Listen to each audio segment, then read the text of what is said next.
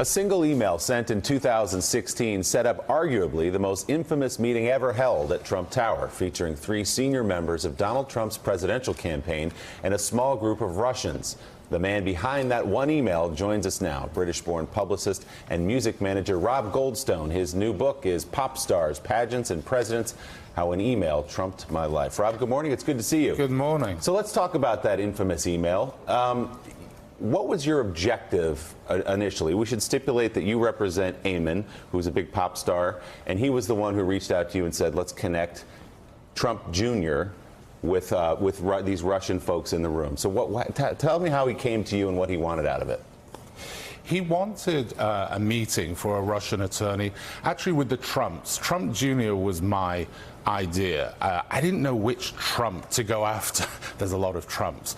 And so I kind of decided that almost, I don't mean this the way it will come out, almost the lowest rung on the totem pole was perhaps to go to Don Jr. because I was quite skeptical of what I was even talking about. Eamon had been really vague with the information, but had given me enough to create an email that I thought would get Don Jr.'s attention. And the most important line for me in that email has always been, maybe you should just speak with Eamon about this directly.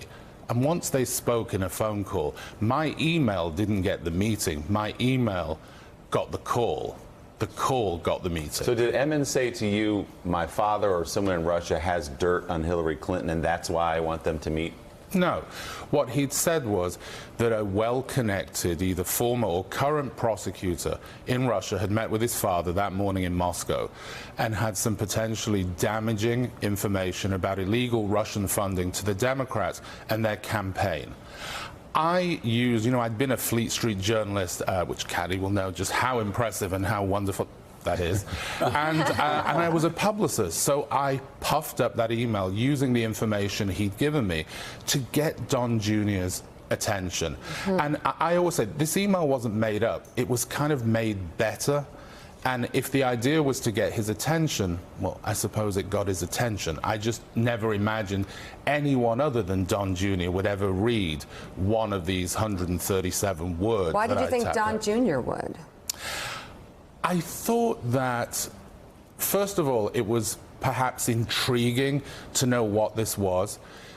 It was, I suppose it was so apt at that time that I thought, this will probably get his attention. That's actually why I added Hillary's name.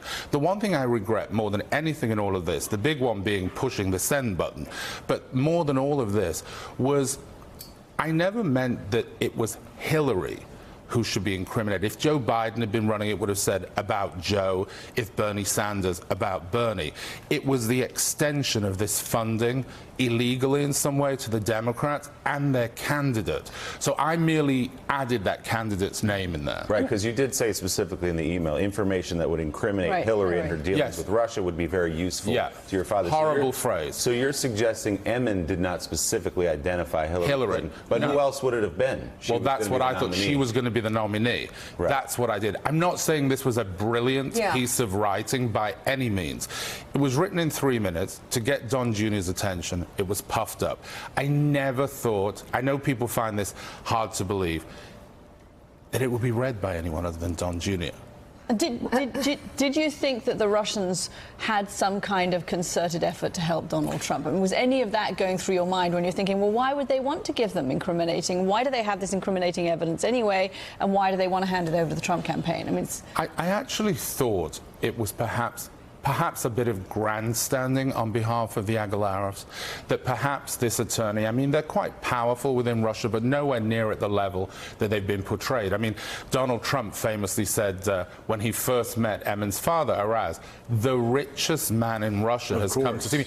And I wanted to jump in and go, the 54th richest man in Russia has come to see you. Yeah. But no, I didn't think that at all. I thought that somebody they knew had asked them to get a meeting. That person had turned out to be a lobbyist for the Magnitsky Act, and that they had grandstanded and gone, of course we can get you a meeting with the Trumps.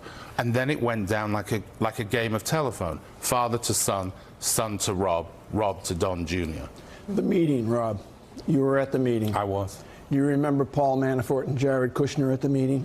I sat next to Jared Kushner and I sat alongside Paul Was he Manafort. there at the beginning of the meeting? I believe he was. Did he stay for the entire meeting? I believe he did. Manafort, there at the beginning? Yes. Did he stay for the entire meeting? That I know because he was just in front of me on the way out. You mentioned 3 candidates in 2016. Wait, can I stop you for a second? Because Jared Kushner said Says that he left early. He left early because he was Yeah. so bored with the meeting and it's a ruse. But that's not your recollection. My recollection is that we all left basically at the same time. Including Jared. Including Jared. Now, whether that he got up and dashed out, and we all lagged behind a minute or two, I don't recall it. But he being was there any the more than majority that. of the meeting. The majority of the meeting. During the meeting, do you recall Joe Biden's name being mentioned? No. Do you recall Bernie Sanders' name being mentioned? No. Do you recall Hillary Clinton's name being mentioned? I'm not sure. Uh-huh. I'm really not sure, because at the beginning, the attorney did open with some general remarks. I have to also say, and I know it's been reported on, I was never supposed to be at that meeting. I was supposed to do a handoff, and Don Jr. had said to me, oh, well, why don't you just stay and you can take them out? He did this gesture like, take them out, which to me was like, herd these people out at the end. Right. It'll be a quick meeting. How long did the meeting last? 20 minutes, maybe 25 minutes maximum. Do you recall anything that Don Jr. asked the guest at the meeting, the principal guest at the meeting? Asked Asked. only to make their presentation to begin. The only person who made a comment before Don kind of wrapped up the meeting was Jared Kushner, who, after the attorney had presented what appeared to them, I suppose, to be very generic, very general information about this supposed illegal funding to the Democrats, Jared Kushner, who looked increasingly agitated to me as I was looking out of the corner of my eye, said to her, I have no idea what you're talking about. Could you possibly refocus? And I remember that specifically because instead of refocusing, the attorney, maybe it's a translation issue, began from the same part that had seemingly bored him to the point of, like, what we now know, texting his assistant to say, get me out of this meeting. So did Natalia Veselnitskaya, the Russian attorney, offer, as promised, any dirt on Hillary Clinton or Democrats? I don't know how you define dirt, but the conversation started out with her talking about, these were names I'd never heard of at the time and have heard many times now, about how the Ziff brothers and Bill Browder had funded money to the Democrats, which she believed was a bad thing because I don't remember it in exact, but I think it was because taxes hadn't been paid on this money and therefore it was dirty money. But it was very generic. And the only reason I remember that was because I looked over it in the direction of Don Jr. and thought, funnily, I suppose, didn't your father used to donate to the Democrats also? To me, it made no sense. And I actually wanted to almost interject and say that. And I said nothing. And did anyone from the Trump side, Don Jr., Jared, or Manafort, at any point express interest in the information that was being given to them, or ask for more of it, or ask for follow-ups? Were there any kind of questions along the line of, what else do you have? What can you give us? The only points that were brought out was Jared's comment, which I mentioned. I've no idea what you're talking about. Please refocus. And then when the attorney pivoted and said, what I really want to talk about is the issue of the sanctions of the Magnitsky Act as it relates to adoption. And then, because my ears pricked up and I was like, and you have to understand, I'm a music publicist. None of this made any sense to me. Right. I was like, we're now sitting in on a meeting about adoption. What does that mean? It wasn't long before Don Jr. moved as if to get out of his chair. And then the attorney said, maybe it's something that you could look at should your father be impounded. He stopped it and just said, my father's a private citizen. So I would suggest you address this to the Obama administration, at which point I jumped up and said, thank you all very much, thank you, goodbye, and herded them out. So embarrassed.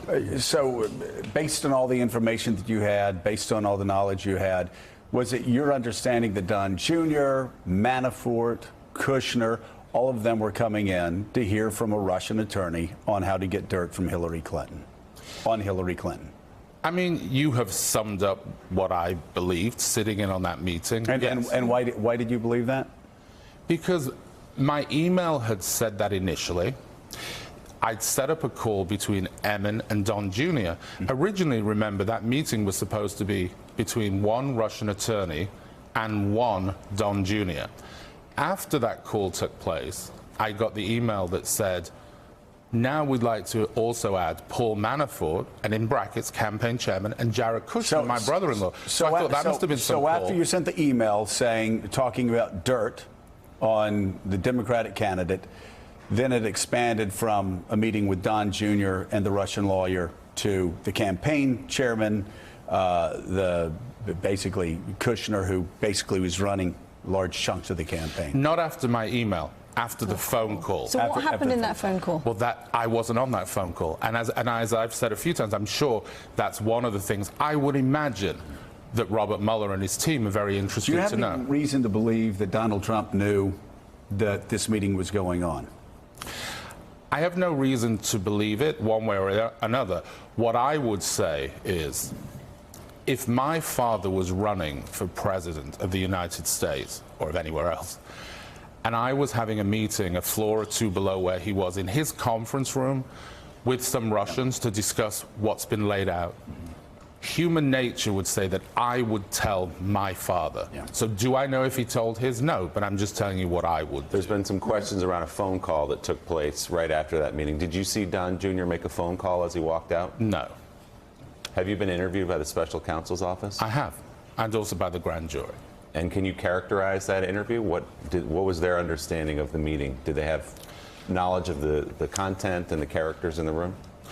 I'm sure they have knowledge of it. They asked me for, I think I was very much viewed as, I described myself once as being a little bit like Zelig, the Woody Allen character, that I kept appearing at these bizarre moments in Trump Russia. So I think that without any reason. So I think they saw me as something of an independent voice that had no agenda. I wasn't with the Russian side, I wasn't with the Trump side. And as a result, I just told a much longer version of what I told you. But the meeting, I found that was only a small part of what they wanted to know. They had many other questions. And the meeting, to me, is a piece of a much larger puzzle. In the grand jury, did any of the grand jurors ask you questions? They did not. There were 2 questions that were submitted while I was out, and they were logistics questions. Yes. How much did you get the impression the special counsel knew that had not come from you? How much corroborating information did he have in his questioning to you?